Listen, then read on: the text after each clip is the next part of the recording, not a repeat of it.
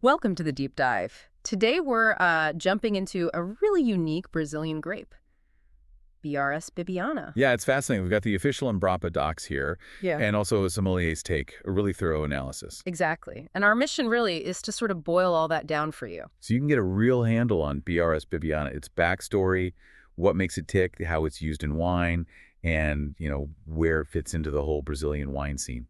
Consider it your fast track to getting up to speed on this one. Mm-hmm. And here's the thing that grabbed me.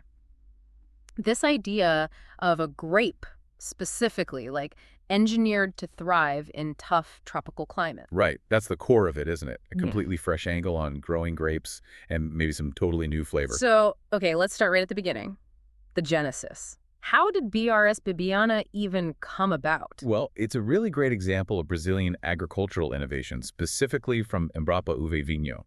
It wasn't just a lucky accident. No, it sounds like a very deliberate effort, a planned crossbreeding program. Absolutely. They knew what they were aiming for. So what grapes did they start with, the parents? They used BRS Lorena, that's another Embrapa hybrid, known for being robust and quite aromatic. Okay, heard of that one. And the other parent was an experimental line, CNPUV 149456. Doesn't exactly roll off the tongue. Huh. No. But it showed real promise for disease resistance and grape quality. That was the key. So the idea was to blend traits. Pretty much. They wanted the quality you get from classic Vitis vinifera grapes, the flavor complexity, the structure. Right, the stuff we know from European wines. Exactly. But combined with the resilience needed to handle, well, difficult environments. Mm-hmm. Specifically, the heat and humidity you find in southern Brazil. Yeah, that sounds like a challenge for traditional grapes. And this process, it must have taken a while. Oh, absolutely. It wasn't quick. The work started way back in the 1980s. Wow, the 80s. Yeah, and the official release wasn't until 2012, so decades of research and development went into it. That's some serious dedication. So why all the effort? What's the big deal about BRS Bibiana? Well, its real significance is that it offers a genuinely high-quality option for places where those traditional European varieties just, well, struggle. So it opens up new possibilities. Definitely. It expands where quality grapes can be grown in Brazil, and it also pushes towards more sustainable growing practices. How so? Because it's more resistant, you don't need as many chemical treatments against pests and diseases. Got it. Okay, so it's got this strong background. Let's get visual, though. What does the vine actually look like? The ampelography. Right. So the leaves are usually medium to large. They have this kind of pentagonal shape, typically with 5 lobes. Yeah. Medium green color, smooth on the top surface. The underside might feel a bit downy or fuzzy. And the great clusters. Also medium to large, often cone-shaped, sometimes more cylindrical. And here's an important point. The berries can be packed quite densely. Ah, tightly packed. Yeah, which can be good for yield, but it also means less air circulating between the grapes. Which could be a problem in humid weather, right? Disease risk. Exactly. That's something growers need to manage. Okay. And the berries themselves? Medium size, round. The color changes as they ripen, starts pale green, then moves to a yellowish green. Oh, interesting. And if they get lots of sun, they can even get these nice golden tones. The skin is medium thick, and the pulp inside is juicy. Flavor-wise, the pulp itself is fairly neutral. Neutral. Yeah, but it's got a good balance of sugar and acidity, which is key for winemaking. Ah, right. A good base for the winemaker to work with. Now, you mentioned resilience earlier. Let's dig into its resistance capabilities. This is really central to Bibiana. It was specifically bred to fight off the main fungal diseases you get in humid places. Like mildew. Precisely. Downy mildew and powdery mildew. Its built-in resistance means growers can drastically cut back on fungicide use. That's huge for sustainability, isn't it? It absolutely is. And it's not just mildew. It also shows good resistance to gray rot, botrytis, and sour rot. Which must be helpful, especially with those dense clusters you mentioned. Definitely. It helps keep the grapes healthy right up until harvest time. Okay, so it's a tough grape. How does it actually perform in a major region like Serra Gaúcha, given its specific climate? Well, Serra Gaúcha has that subtropical climate, hot, humid summers. That's tough for a lot of grapes. Yeah. And that's exactly where BRS Bibiana's strengths, especially its disease resistance, really shine. It's a massive advantage there. It sounds like it was almost tailor-made for that kind of environment. In a way, yes. It can really thrive and ripen properly under those conditions, which makes it a fantastic alternative to more disease-prone Vitis vinifera varieties. So it offers a path to quality wine that's also more sustainable and presumably economically sensible for growers there. That's the idea, yes. A Yeah, viable path forward. makes perfect sense. Okay, switching gears slightly. For those of us not out in the vineyards, what does growing BRS Bibiana actually involve? What are the typical viticultural practices? Right. So managing the vineyard for Bibiana is mostly about finding that sweet spot between vine growth, its vigor, and getting the best possible fruit. Balancing act. Exactly. For pruning, it's pretty adaptable. You can use mixed systems like Guyot or shorter ones like cord and spur. Kind of depends on how vigorous the vine is and how it's being trained. And speaking of training, how are the vines typically supported? Any preferred systems? The Espaldera system, that's vertical shoot positioning, or VSP, is often recommended Why that one? because it opens up the canopy, gets good airflow and sunlight in there, which, as we've said, is really important for keeping those fungal diseases away. Licensa is another system you might see sometimes. Right, airflow and sun, the natural defenses. And what about making sure the grapes themselves are top quality, not just quantity? Yeah, managing the yield is key. Mm-hmm. Some growers might do a green harvest. What's that? That's where they remove some of the unripe grape bunches early on.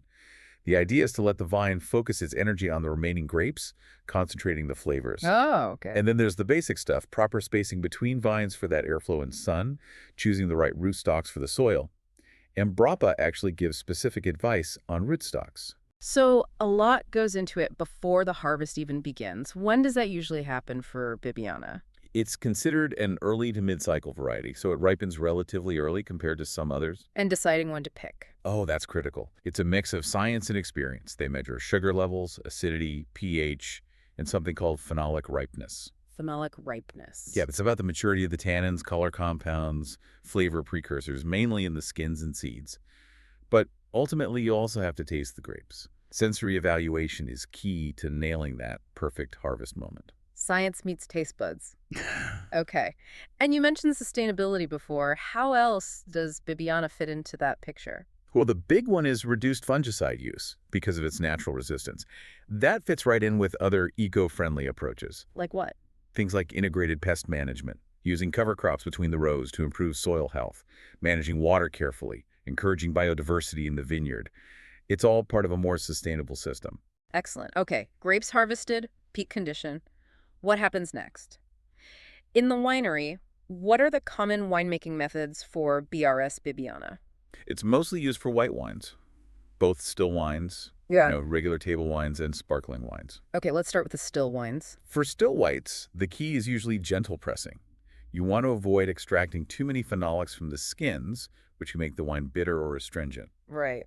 Fermentation is typically done in stainless steel tanks, and temperature control is important, usually keeping it cool, maybe around 15 to 18 degrees Celsius. Quite cool. To preserve all those delicate aromas from the grape, winemakers might use specific cultured yeasts, or sometimes let the wild native yeasts do the job. Interesting. And aging. Usually it's kept fairly short and done in stainless steel as well. The goal is to keep the wine fresh and vibrant, really showcase the fruit. Makes sense. And what about sparkling? Brazil's making some really nice sparklers these days. Absolutely.